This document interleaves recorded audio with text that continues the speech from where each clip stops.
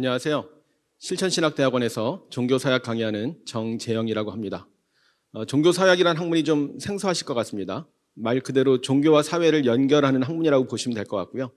저도 평생을 교회에 다녔습니다만 우리가 항상 교회 안에서 세상을 바라보지 않습니까? 자연스러운 것이긴 합니다만 자칫 좀 우물한 개구리가 될 가능성도 있습니다. 그래서 좀 교회 밖의 관점에서 좀 객관적으로 보려고 하는 학문이 종교사역이다, 그렇게 이해하셔도 될 것 같은데요. 마침 오늘 또 주제가 교회와 세상의 연결이라서 종교사역의 관점에서 이렇게 보는 것이 좀 적절하지 않을까 싶습니다. 네, 오늘 저는 세상과의 연결 어떻게 할 것인가, 이런 주제로 말씀을 좀 드려보도록 하겠습니다. 코로나 때문에 굉장히 많은 어려움을 경험했고요. 이제 3년째 지속이 되고 있는데 이제 좀 마스크를 벗을 수 있게 됐긴 했습니다만 여전히 교회 안에서 예배를 드릴 때는 마스크를 쓰는 불편함들이 있습니다. 이런 코로나 사태가 앞으로 좀 어느 정도는 안정이 되겠습니다만 이런 코로나 사태에 대한 종교에 대한 전망이 두 가지로 나뉜다고 볼 수 있습니다. 한마디로 낙관론과 비관론이 있는데요. 이 어려운 시기에 낙관론이라는 표현이 좀 이상하게 들릴 수도 있겠습니다만 사람들은 기본적으로 뭔가 풍족하고 다 채워져 있으면 종교를 필요로 하지 않는 경우들이 많이 있습니다. 뭔가 좀 어렵고 힘들고 좀 고통스러울 때 질병으로 고생을 한다든지 그러면 자연스럽게 신을 찾기도 하고 교회 안 다니는 사람도 기도를 하기도 하고 그런 것이죠. 그렇기 때문에 사회적 재난은 굉장히 힘들고 어렵고 고통스러운 일이지만 오히려 사람들이 이러한 기회에 종교를 찾을 수도 있기 때문에 낙관론에 대한 얘기를 하는 것입니다. 그러나 문제는 이런 사회적 위기 시기에 교회가 또는 종교가 어떻게 하느냐에 따라서 사람들이 종교를 이렇게 찾아올 수도 있지만 오히려 반대로 등을 돌릴 수도 있다고 하는 것입니다. 18세기 리스본의 대지진이 일어났을 때 종교가 그 역할을 잘 하지 못했기 때문에 오히려 종교가 몰락했다는 그런 역사적인 경험을 가지고 있습니다. 지금도 튀르키예에서 큰 지진이 일어나서 굉장히 큰 어려움을 당하고 있습니다만 여기서 종교의 역할, 또 교회의 역할이 매우 중요하다고 할 수 있겠습니다.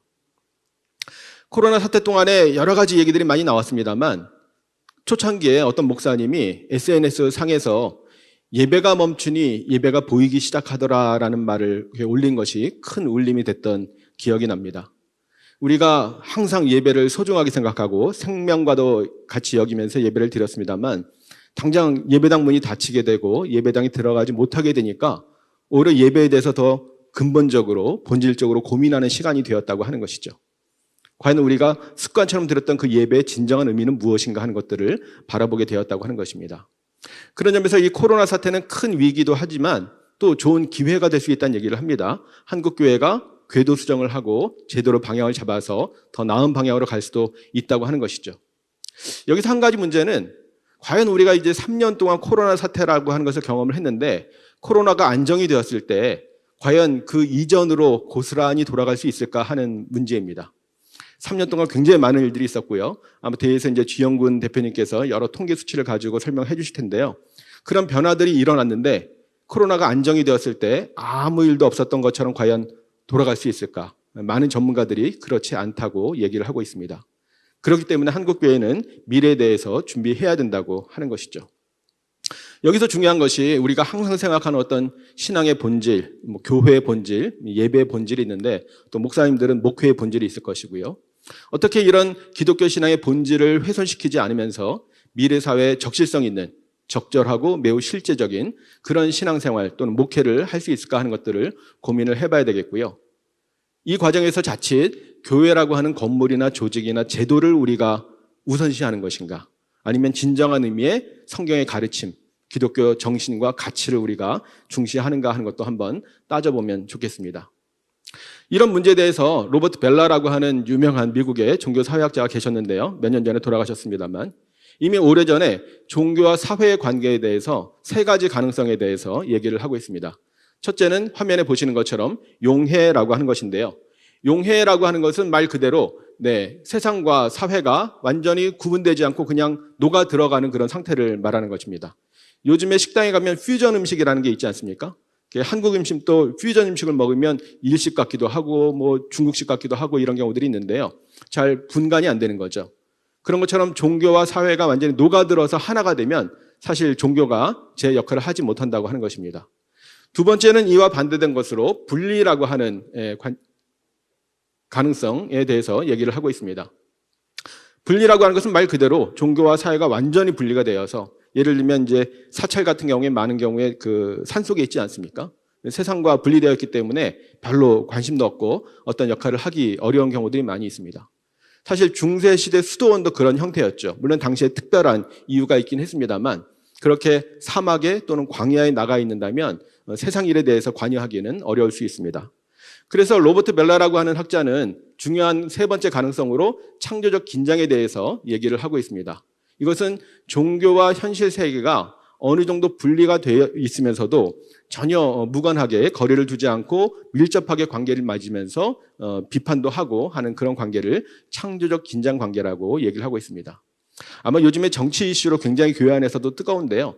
정치와 관련해서도 아마 적절한 교훈이 될 것 같습니다. 우리가 지지하는 정당이나 정치인이 있을 수 있는데 그런 부분들에 대해서도 교회가 일정한 거리를 두고 지지를 하더라도 비판적인 지지를 하고 이런 것들이 적절하지 않는가 싶은데요. 피터 버거라고 또 유명한 종교사회학자가 있는데 비슷한 얘기를 하고 있습니다. 첫째는 동화와 수능인데 앞에 용해와 비슷하죠. 종교가 사회 변화, 흔히 이제 세속화라고 하는 사회 변화에 대해서 동화되고 수능돼서 종교가 그냥 하나가 되어버리면 그 역할을 감당하기 어렵다고 하는 것이고요. 완전히 그 흐름을 거부하고 고립되는 것도 좋은 방법이 아니라고 얘기를 하고 있고요. 세 번째, 종교가 스스로 재무장하고 갱신하는 것이 이 급변하는 사회 속에서 종교가 그 역할을 감당할 수 있는 좋은 방법이라고 설명을 하고 있습니다. 이런 변화에 대해서 앞에서 말씀해 주신 것처럼 한국교회 트렌드 2023이라는 책을 작년에 같이 출판했습니다. 오늘 나오시는 강사님들이 다 같이 공동 저자로 수고하신 분들인데요. 역시 책 내용은 뒤에서 또 더 자세하게 말씀해 주시겠습니다만 여러 가지 굉장히 어려운 쟁점들이 많이 있고요. 그동안 한국교회가 이 코로나 사태 속에서 굉장히 힘든 시간들을 보내고 또 굉장히 신앙적으로도 불안정하고 굉장히 유동성이 커지고 하는 것들을 볼 수가 있습니다. 아마 플로팅 크리스찬이라는 말 들어보셨을 것 같은데요. 교인들이 교회에 이렇게 정착하고 안착하기보다는 붕 떠서 이 교회 저 교회 기웃거리기도 하고 또 SB의 날이라든지 제가 연구했던 가나안 성도라든지 하는 것도 일종의 탈교회 현상이 점점 더 심각해지고 있어서 오늘 목사님께서 기도해 주셨습니다만 정말 우리가 그런 한국교회 부흥기를 꿈꾸고 있습니다만 현실은 그렇게 만만치 않은 그런 것들을 보게 됩니다. 제가 작년에 또 연구에서 나온 책이 하나 있었는데요. 단독 저술을 한 것은 아니고요. 공동 저자로 참여를 했었는데 그 제목에 나와 있는 것처럼 방금 말씀드린 것처럼 굉장히 어려운 시기에 사람들이 교회를 떠나고 심지어는 종교 자체를 떠나기도 하고요. 무종교인이 우리나라 통계 기록상에 가장 많은 비율을 차지하고 있어서 전체 우리나라 인구 중에 60% 가까이가 종교 없는 사람으로 인구 센서스에도 나와 있습니다. 그런데 이런 시기에 교회를 선택하는 사람들이 있다라고 하는 것이죠. 그것을 연구해서 같이 책으로 낸 것인데요. 이 연구에서는 최근 5년 동안 교회에 새로 출석한 사람들, 믿음 생활을 시작한 것이 아니라 교회 출석 자체를 5년 이내에 한 사람들 대상으로 설문조사를 하고 또 부분적으로는 인터뷰, 질적 연구를 해가지고 책으로 출판이 됐는데요. 저는 그중에서 통계조사를 담당하고 그 내용을 책에 정리해서 넣었습니다. 그 내용들 중에서 통계조사 결과에 대해서 좀 소개를 드린다면 첫째로 전도의 방법은 시대와 환경의 변화에 따라서 적절하게 개발될 필요가 있다고 하는 것입니다. 당연한 얘기겠죠. 제가 어렸을 때 기억을 떠올려 보면 주일학교 시절에 아주 키가 크고 잘생긴 전도사님이 계셨습니다. 그 전도사님이 앞장을 서서 동네 한 바퀴 돌면서 찬양을 하면서 전도를 했던 기억이 지금도 생생하게 나는데요. 그 전도사님이 어떻게 하셨냐 하면 뒤에는 큰 북을 메고 그리고 앞에는 아코디언을 또 앞으로 메고요. 아코디언도 연주하시고 뒤에 북도 치고 하셨는데 끈이 발로 연결되어 있어가지고 발을 이렇게 흔들면 북이 쳐지는 그런 시스템이었습니다. 옛날에 약장사 좀 생각나시죠? 네. 그런 비슷한 모형이었는데 키 큰 전사님이 앞에서 찬양을 하면서 연주를 하면서 이렇게 가시고 우리는 뒤따라가면서 찬양을 하고 그러면요. 동네 사람들이 되게 좋아하고 아이들이 특히 좋아해서 줄줄줄줄 따라왔습니다. 그리고 예배당에 와가지고 예배를 드리고 또 빵 하나씩 받아가면서 굉장히 기뻐했던 기억이 지금도 납니다. 옛날에 그렇게 많이 했었을 것 같습니다. 그죠? 지금 이 시대에 그렇게 한다면 어떨까요? 네. 아마 서울이나 수도권에서도 좀 쉽지 않을 것 같고요. 구미서도 크게 다르지는 않을 것 같습니다. 물론 여전히 이런 것들이 가능하고 또 맥락에 따라서 도움이 되는 경우도 있겠습니다만 이런 노방전도라고 하는 것이 또 모든 시대에 모든 상황에서 다 적절하게 맡기는 어려운 부분들도 있다고 하는 것이죠. 그렇다면 시대와 상황에 따라서 적절한 전도 방법이 개발될 필요가 있다고 하는 것입니다. 두 번째로 저희가 조사를 하면서 그 새신자들을 분석을 해보니까 교회 출석 목적에 따라서 유형이 좀 이렇게 분류가 되더라라고 하는 것입니다. 이런 것들을 좀 참고하시면 좋겠다 생각이 드는데요. 이렇게 표로 한번 정리를 해봤습니다. 크게 4가지로 나뉘어지는데요. 첫째는 인생의 의미와 내세 추구에 대한 관심으로 교회를 찾아오는 사람들이 한 28% 있었습니다. 화면에 보시는 것처럼 어느 한 유형이 두드러지지는 않고요. 전체적으로 좀 골고루 있었기 때문에 어느 하나만 중요하다 이런 것은 아니고 4가지를 다 좀 참고하시면 좋을 것 같은데요. 오른쪽에 보시면 그 주 응답층에 보시면 여성들의 비율이 조금 높았고요. 50대 그리고 주부들의 비율이 좀 높았습니다. 제가 좀 잘못된 편견을 가지고 있는지 모르겠습니다만 대개 이런 문제들은 여성보다는 남성이 더 관심이 있을 거라는 생각을 할 수 있는데 저희가 조사를 해보고 또 인터뷰를 해보면 여성들이 특히 나이가 들면서 자녀들이 성장했을 때 엄마 역할이 갑자기 줄어들게 되죠. 그때 어머니들이 심각하면 우울증에 걸리기도 하고요. 많은 고민들을 하게 되고 삶의 의미에 대해서 깊이 탐구하는 그런 경우들이 많이 있더라는 겁니다. 그래서 그런 경우에 인생의 의미와 내세 추구형이라고 볼 수 있겠고요. 두 번째는 현실의 복 추구형이라고 할 수 있겠는데요. 여기에도 50대가 좀 많이 있었고요. 또 블루칼라, 일용직 노동자라든지 화이트 칼라가 아닌 블루칼라 그 직업군에서 좀 많이 있었습니다. 세 번째는 사회관계 추구형이라고 해서 여기에는 비율이 높진 않습니다만 20대가 좀 상대적으로 많이 있어서 직장 생활이나 사회 생활하면서 이 사회관계, 인간관계의 어려움 때문에 그런 것들 관심을 가지고 교회에 찾아오는 경우가 있었고요. 나머지는 이제 호기심이거나 목적이 뚜렷하지 않은 무목적성 이런 경우들이 있었습니다. 그래서 이런 유형들을 좀 감안해서 사람들이 어떤 데 관심이 있고 어떤 영적인 욕구를 느끼고 있는가 하는 것들을 참고하셔도 좋을 것 같습니다. 그런데 저희가 조사한 그 여러 교회 출석자들 중에 새로 교회를 선택한 사람들 중에서 4분의 1은 자발적으로 교회에 온 사람들이었습니다. 다시 말하면 전도해서 온 사람이 아니라 스스로 자기 발로 교회를 찾아온 사람이 한 4분의 1 됐다고 하는 것입니다.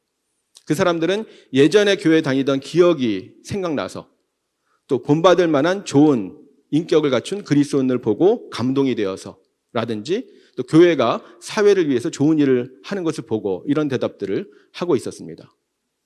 그렇기 때문에 우리가 적극적으로 복음을 전하고 전도지를 주고 하는 것도 필요하겠습니다만 평소에 좋은 관계를 맺고 그리스도인의 어떤 향기를, 성품을 드러내는 것도 매우 중요하다고 생각이 듭니다.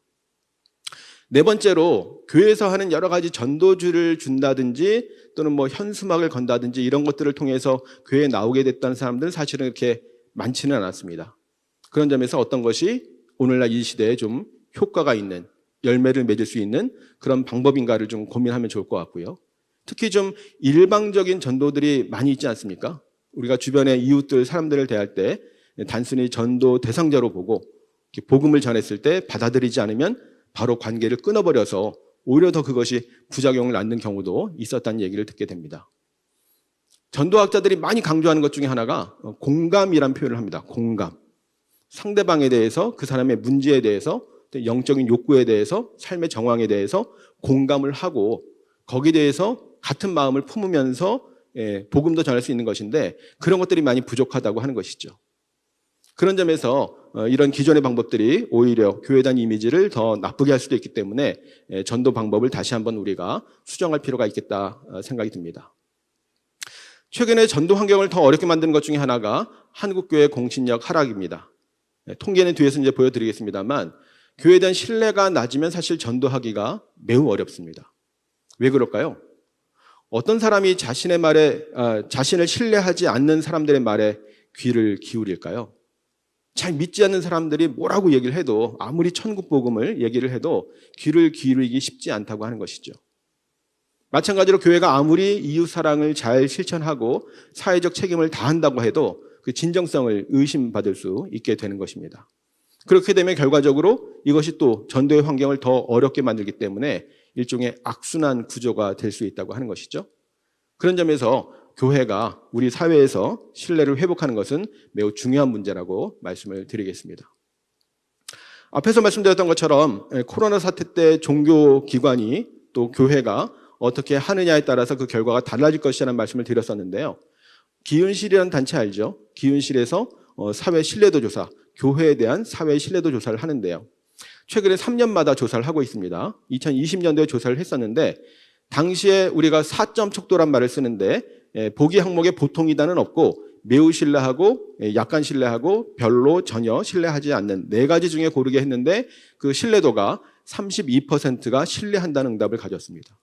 전체 우리나라 인구들 중에서 3분의 1만 교회를 신뢰한다는 대답이 당시에 나왔었는데요.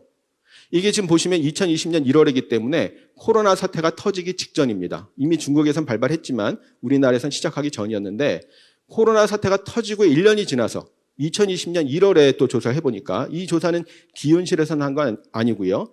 지용근 대표님이 속한 그 목회데이터 연구소에서 전체 조사를 여러 번 담당을 했었는데 그 결과를 보니까 21%로 11%가 하락을 한 겁니다.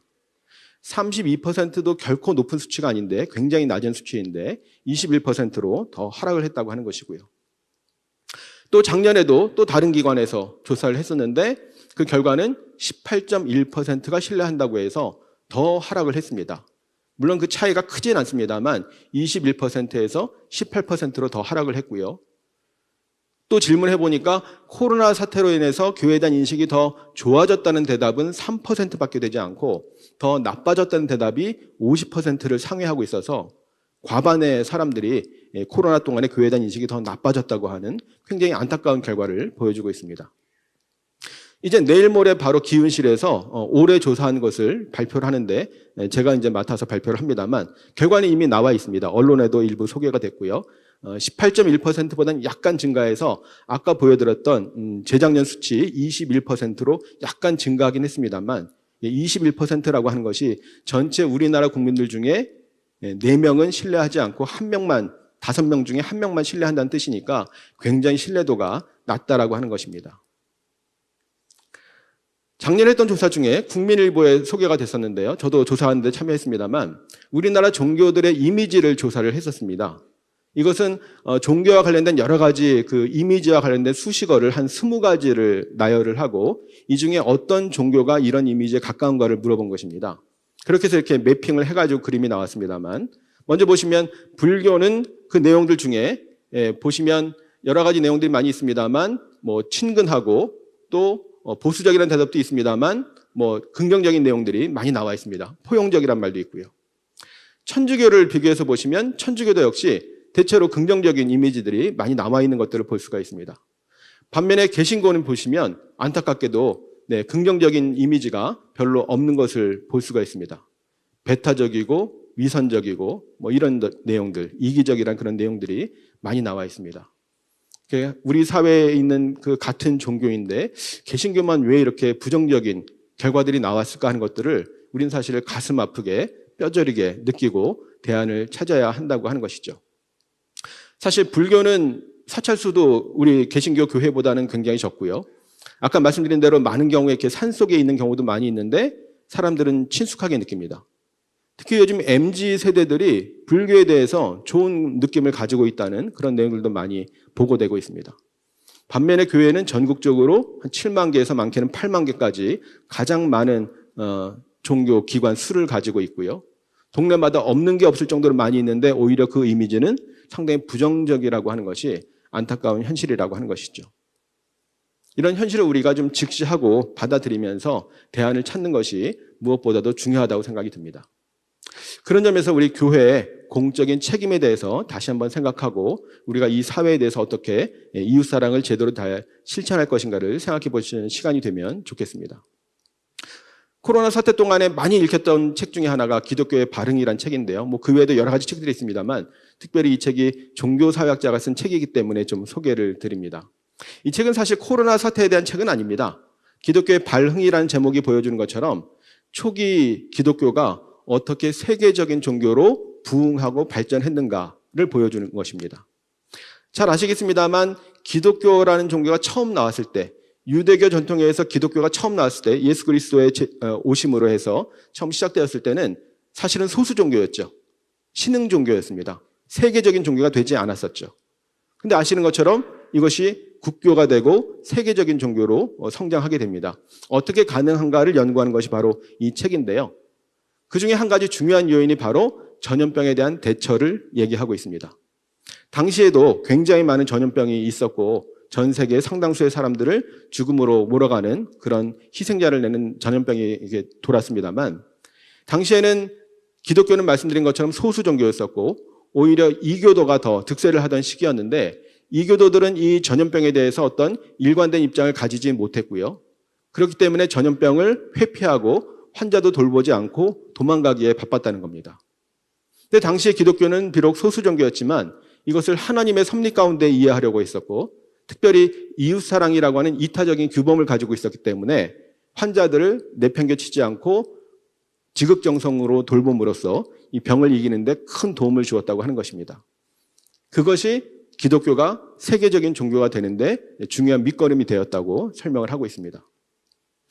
아시겠습니다만 우리나라에 처음 기독교 개신교가 들어왔을 때 그 선교사님도 비슷한 헌신을 하지 않았습니까? 콜레라가 창궐했을 때 사람들을 이렇게 돌보고 하다가 선교사님들이 병에 걸려서 순교를 한 그런 역사가 있지 않습니까?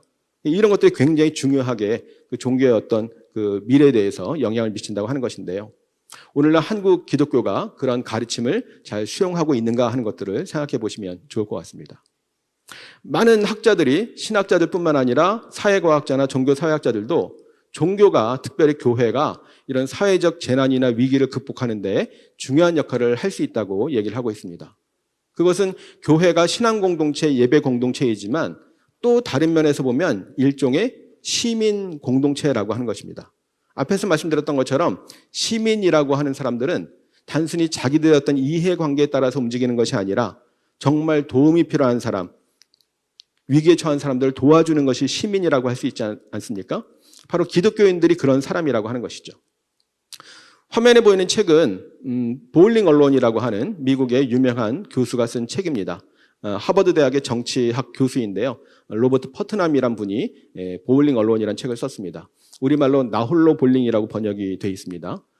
볼링 책은 아닙니다. 볼링 교본은 아니고요. 볼링에 대해서 이야기를 하고 있는데, 왜냐하면 볼링이라고 하는 것이 사회 자본이라는 표현을 쓰고 있는데요. 일종의 사회 관계를 잘 만들 수 있는 스포츠라고 소개를 하고 있습니다.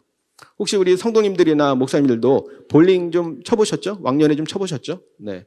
볼링이란 스포츠가 어떤 스포츠냐 하면 그렇게 격렬하지 않고 오히려 사람들과의 관계를 잘 만들 수 있는 스포츠라고 하는 거예요.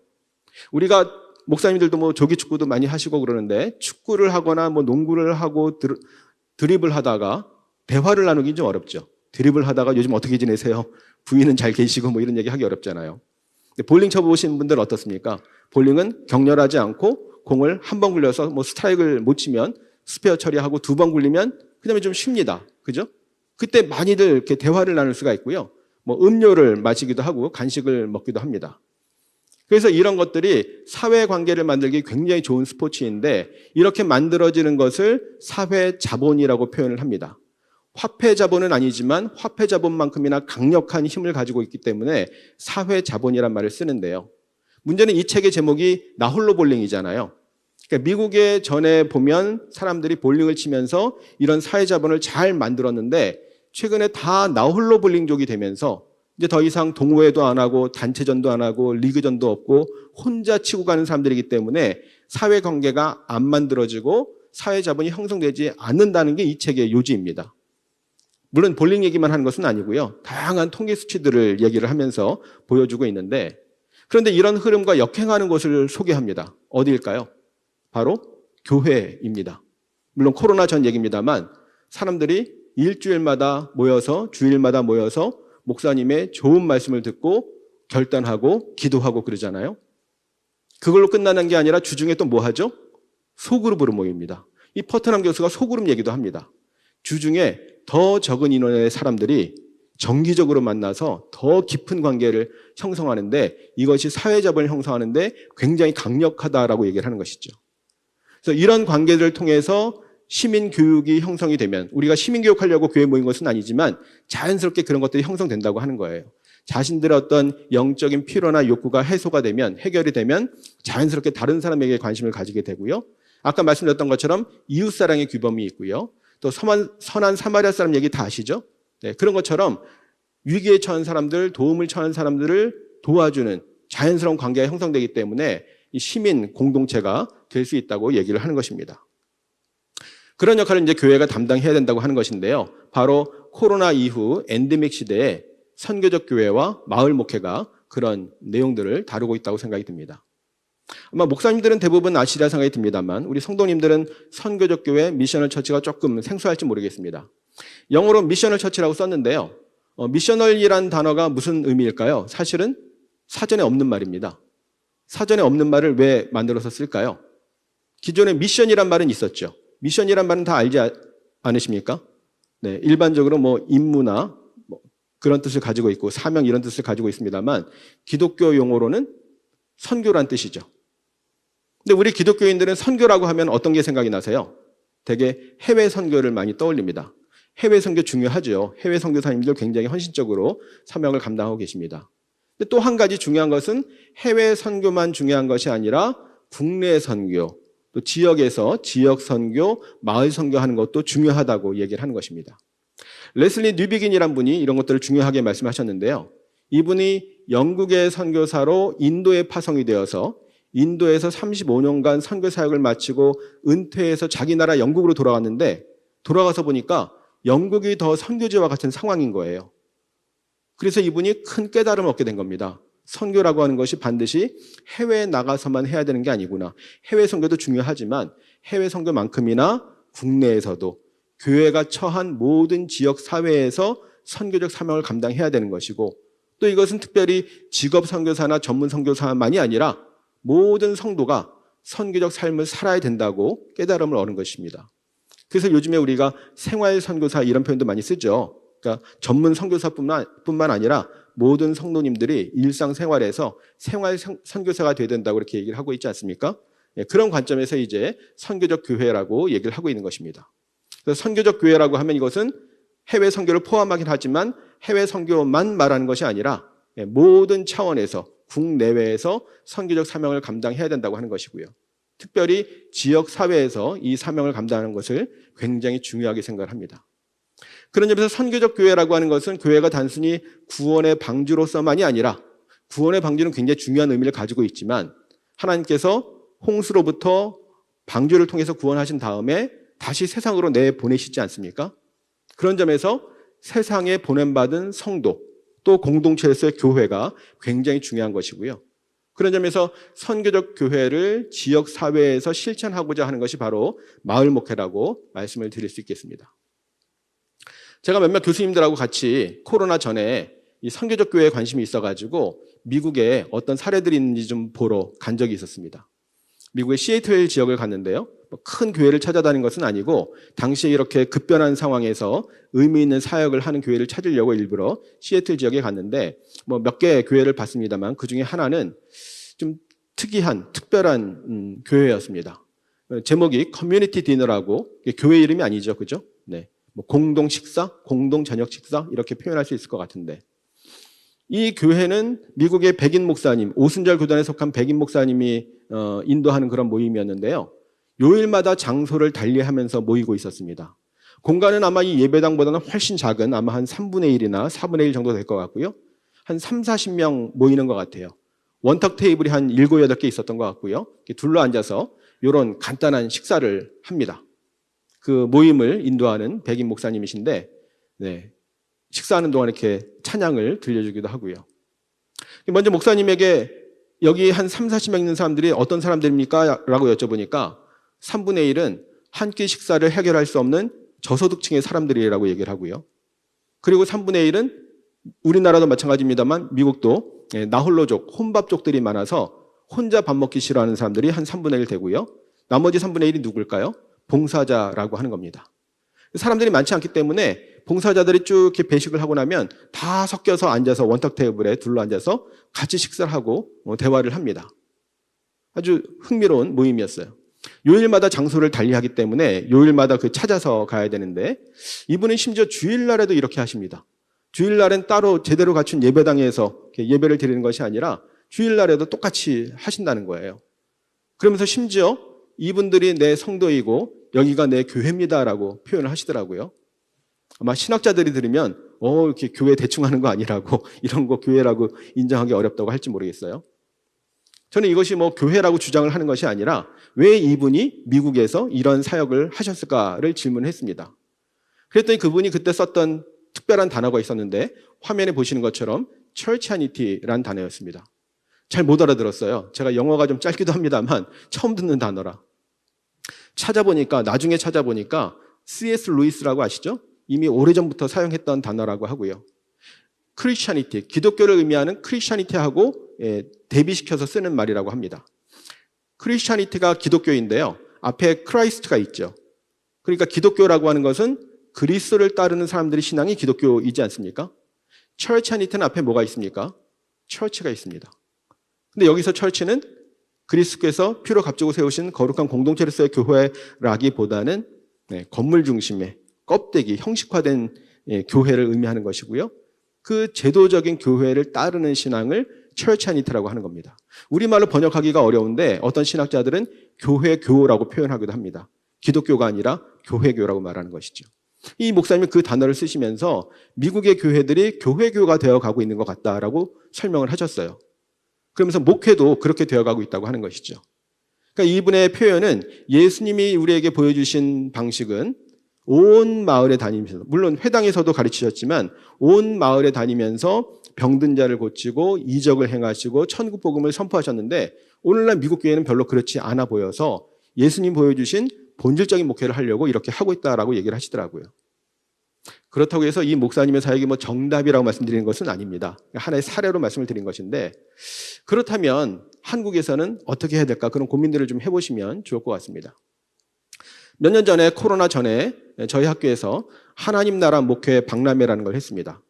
당시에 주 강사로 오셨던 그 토마스 롱이라고 하는 설교학의 대가라고 얘기하는 그런 교수님이신데 이분이 하나님 나라와 설교에 대해서 강의를 하셨습니다. 근데 기자분들이 이분에게 따로 쉬는 시간에 질문했습니다. 한국 교회가 굉장히 어렵고 위기라고 하는데 한 말씀 부탁드립니다. 라고 했더니 그분이 이제 말씀하신 게 기사화가 된 거예요.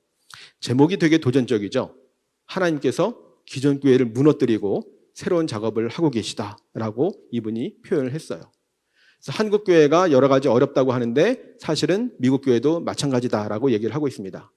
근데 이분이 하는 얘기는 뭐냐 하면 가운데 있습니다만 미국 교회가 죽어가는 것이 아니라 변화되고 있다고 설명을 하면서 아파트 주거 공간이나 술집과 같은 바에서 예배를 드리거나 성경 공부를 하는 교회들이 많이 등장하고 있다고 얘기를 하고 있습니다. 상상이 되십니까? 술집이나 바 같은 데서 모인다고 하는 게. 근데 실제로 제가 아까 시애틀에서 봤다고 말씀을 드렸습니다만 주보에 보니까 Theological Pub이라는 모임이 있어요. 주보에. 이번 주 무슨 요일에 Theological Pub을 모입니다. 펍이 술집이잖아요. 그러니까 신앙적인 술 모임을 한다는 거예요. 상상이 안 되죠. 그죠? 너무 이해가 안 돼서 질문을 했습니다. 왜 이런 걸 하고 계십니까? 라고 물어보니까 미국의 교회도 카페 교회를 많이 했었는데 잘 안 됐다는 거예요. 왜 안 됐을까요?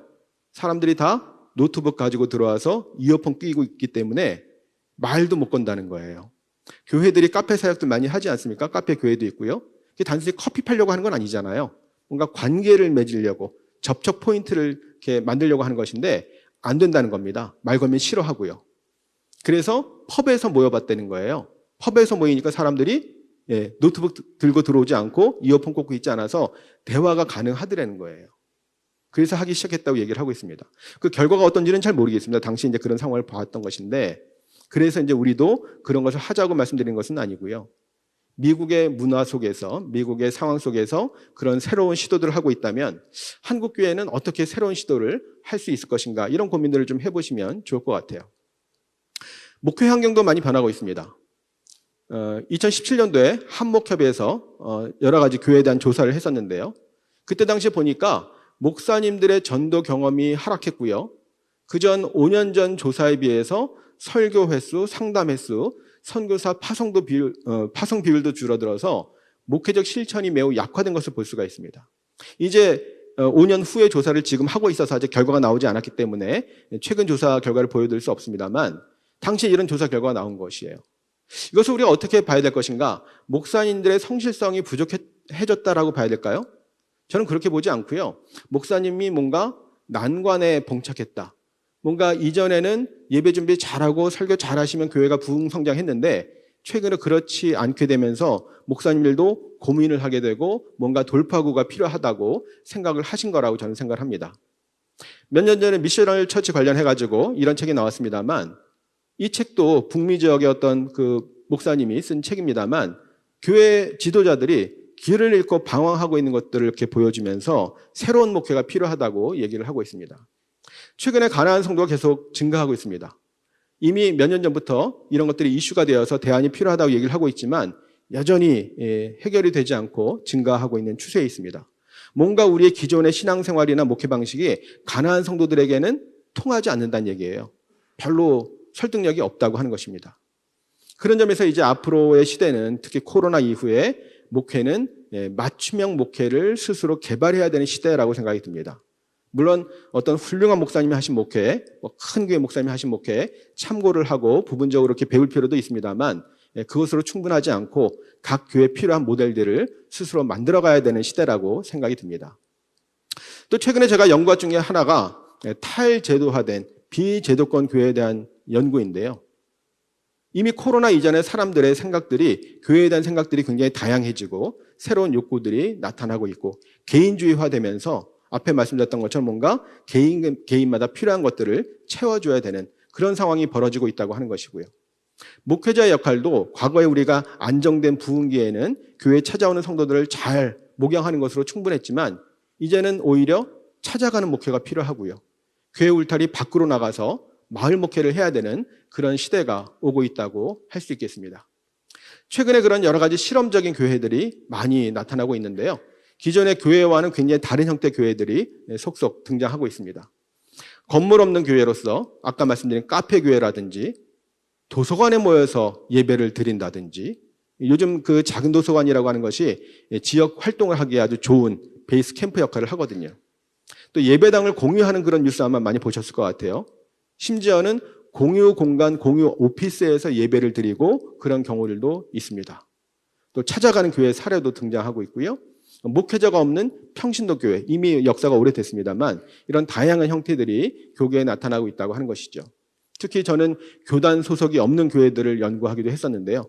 최근에 교단의 중요성이 과거에 비해서 감소하면서 후기 교파주의란 표현을 미국에서 이미 쓰기 시작했는데 한국에도 그런 현상이 나타나고 있는 것 같습니다. 흥미롭게 본 내용 중에 하나는 통계 조사를 해보니까 이 비제도권 교회에 속한 교인들의 교회에 대한 만족도가 훨씬 높았다는 겁니다. 일반 성도들하고 비교했을 때. 물론 제가 책에도 썼지만 그것이 단순히 비제도권 교회이기 때문에 만족도가 높다고 생각하지는 않고요.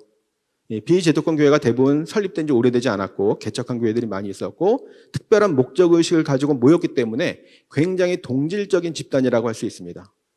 그러니까 제도권 교회라고 하더라도 이런 부분들이 뚜렷하게 되면 아마 만족도가 꽤 높을 것이라고 생각이 드는데요.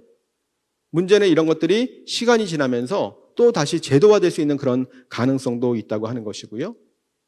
또 이 제도권 교회든 비제도권 교회든 앞에 말씀드렸던 균형 있는 신앙 공동체를 이루는 것, 마을 목회를 포함해서 그런 것들을 고민할 시기가 오고 있는 것 같습니다. 이런 것과 함께 또 새로운 목회로서 요즘에 이중직 목회에 대해서 얘기를 많이 하고 있지 않습니까? 여러 가지 논쟁점들이 많이 있습니다만 실제로 목회데이터 연구소에서 조사를 해보니까 50명 이하의 작은 교회 목사님들에게 질문을 한 것인데요. 이런 의견들을 가지고 있습니다. 10%만 이중직 목회에 대해서 반대하는 의견이었고요. 90%가 찬성을 하고 있는데 49%는 바람직하지 않지만 현실적으로 어쩔 수 없다는 의견이었고요. 40%는 새로운 유형으로 받아들여야 된다는 그런 입장을 가지고 있었습니다. 또 이중직을 하고 있는 이유가 변하고 있는데요. 대개 이중직을 하는 큰 이유는 생계 문제라고 생각하지 않습니까?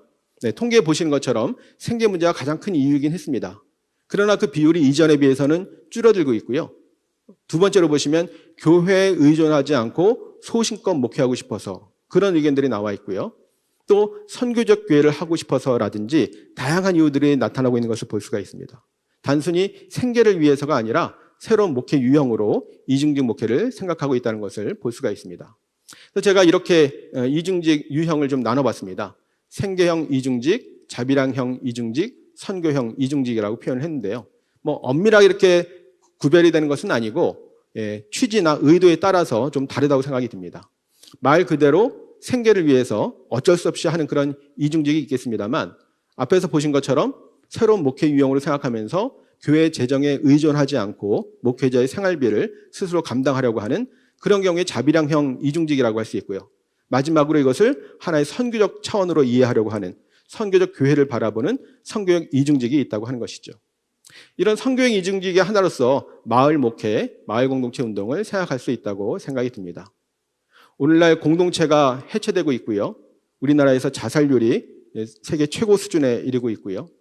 작년에 고독사 통계도 나왔습니다만 50대 고독사가 제일 높은 그런 통계를 보여주기도 했습니다. 이런 여러 가지 이유 중에 하나가 바로 우리 사회가 공동체적이지 않기 때문에 생기는 이유라고 하는 것이죠. 그런 점에서 지역사회에서 공동체를 세우려고 하는 그런 목회가 바로 말씀드린 마을 목회라고 할 수 있겠습니다. 이 마을 목회라고 하는 것은 마을을 공동체화하려고 하는 것인데요. 공동체라고 하는 것은 그 안에 어떤 사람이 특별히 더 주도를 하거나 종속적이거나 우월하거나 열등하거나 그렇지 않은 것이 굉장히 중요합니다. 다시 말하면 우리가 사회봉사를 하거나 어떤 복지활동을 할 때 흔히 우리는 주는 사람 그리고 받는 사람이 구별이 되는 것이죠. 말하자면 내가 이제부터 섬길 테니 섬김을 받으십시오.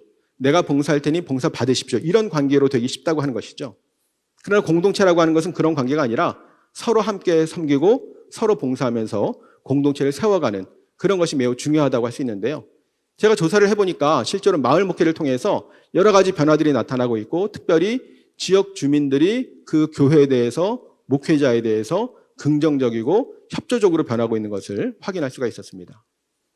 그리고 마을 목회를 하지 않는 목회자들도 앞으로 여건이 갖춰지면 마을 목회를 하겠다는 그런 의견들이 많이 있어서 점점 마을 목회하는 교회들이 늘어날 것이라고 전망이 되고 있습니다.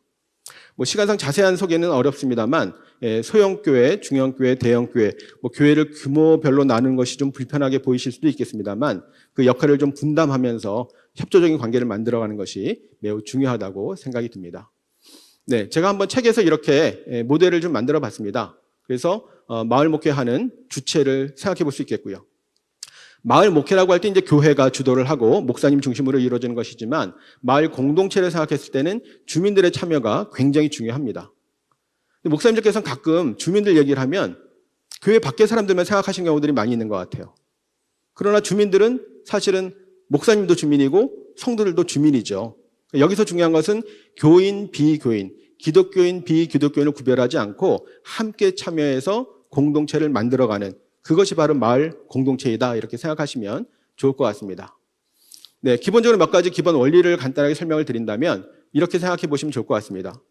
교회에서 여러 가지 의미 있는 것들을 많이 준비하고 실천하고 봉사활동을 하는 경우들이 많이 있는데 때로는 그것이 지역의 필요와 잘 맞지 않는 경우들이 많이 있습니다. 우리는 의미 있다고 생각해서 준비를 하지만 막상 지역에서는 별로 필요하지 않는 그런 일들도 많이 있다고 하는 것이죠. 실제로 어떤 복지관 하는 목사님이 얘기를 들려주셨는데요. 그런 얘기를 하시더라고요. 독거노인을 방문하고 안부 사역을 하고 돌아오려고 하는데 그 할머니께서 손을 이렇게 붙잡으시더래요. 그러면서 집에 김치는 있수? 내가 김치 좀 드릴까? 그러시더라는 겁니다. 그래서 아니 독거 어르신께서 무슨 김치를 준다고 하시나 하고 냉장고 문을 열어보니까 손도 대지 않은 김치 통이 여러 개가 쌓여 있더라는 겁니다. 왜 이런 일이 생기는 걸까요? 잘 먹지 않는 김치를 주기 때문에 그렇다고 설명을 하시더라고요.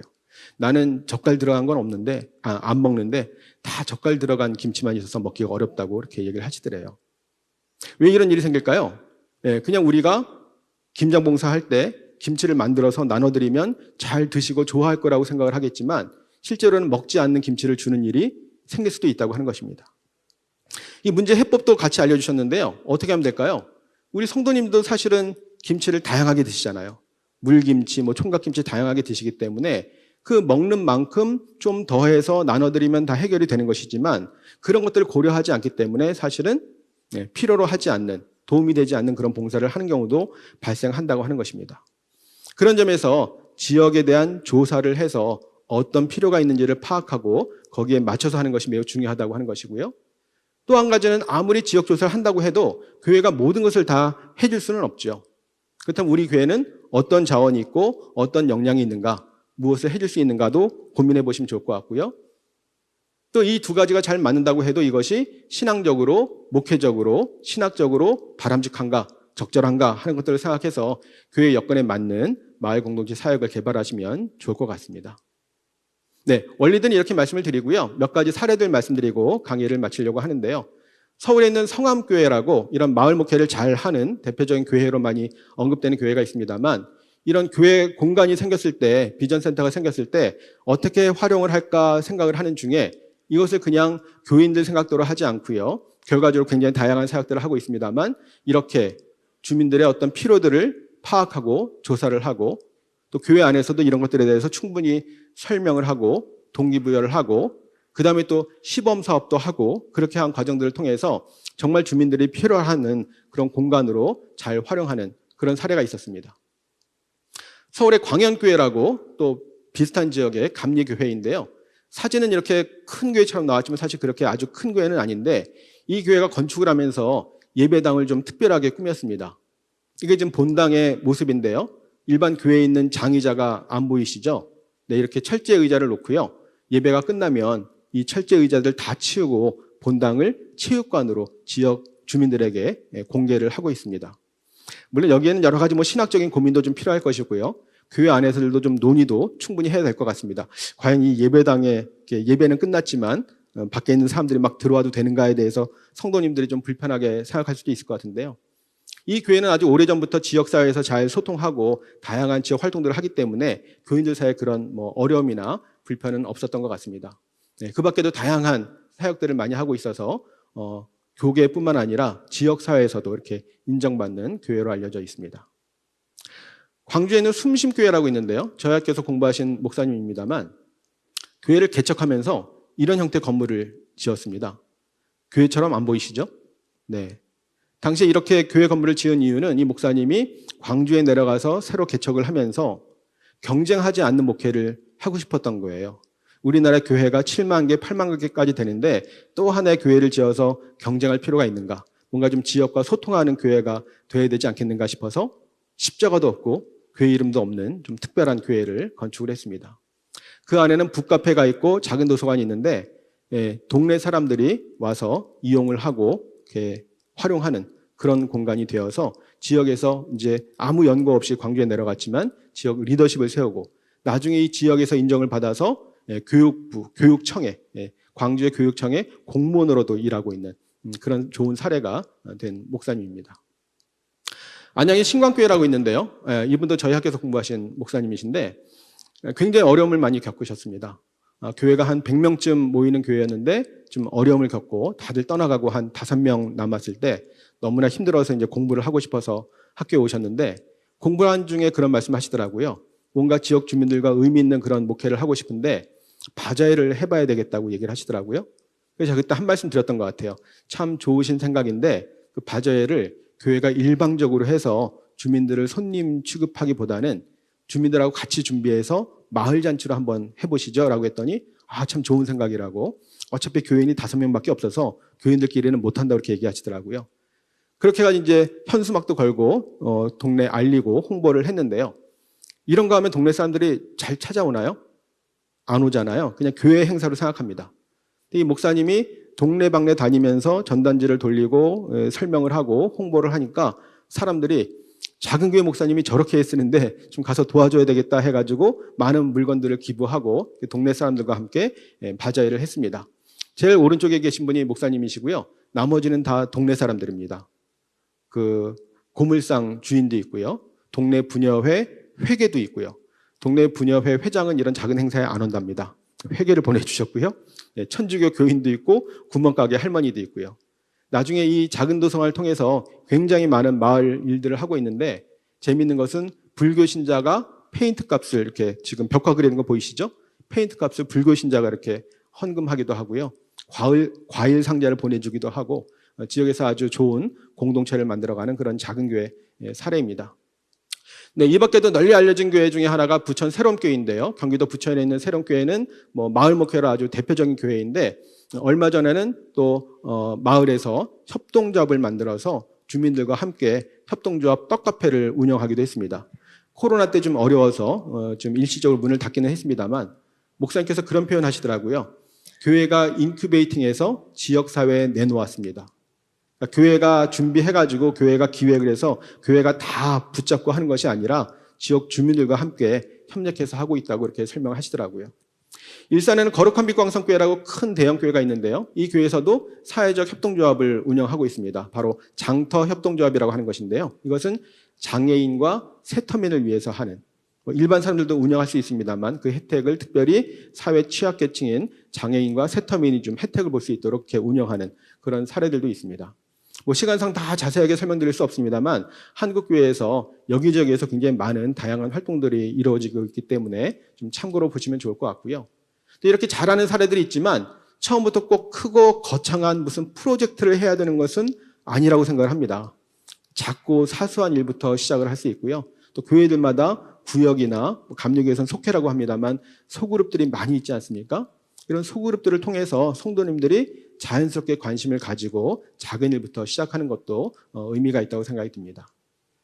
네, 앞에 말씀드렸던 것처럼 코로나 사태 동안에 한국교회가 굉장히 어려운 시간들을 많이 보내고 있고요. 이제 코로나 뉴노멀, 뉴노멀 교회를 얘기하고 있어서 새로운 기준이 필요한 시기입니다. 그러나 또한 중요한 것은 우리가 공적인 책임이 매우 중요하다고 생각을 합니다. 하나님께서 이 땅에 교회를 세우신 것은 우리끼리 좋은 공동체를 가지는 것뿐만 아니라 이 공동체를 통해서 그리스도의 사랑을 흘려보내고 또 우리도 사실은 어렵지만 우리보다 더 어려운 이웃들을 돌보라고 주신 기회가 아닐까 그렇게 생각을 합니다. 그런 점에서 이제 우리 교회가 기독교인들끼리만 유익한 공동체가 아니라 세상과 함께 그 유익을 나눌 수 있는 그런 좋은 공동체가 되기를 바라면서 제 첫 번째 발제 마치도록 하겠습니다. 감사합니다.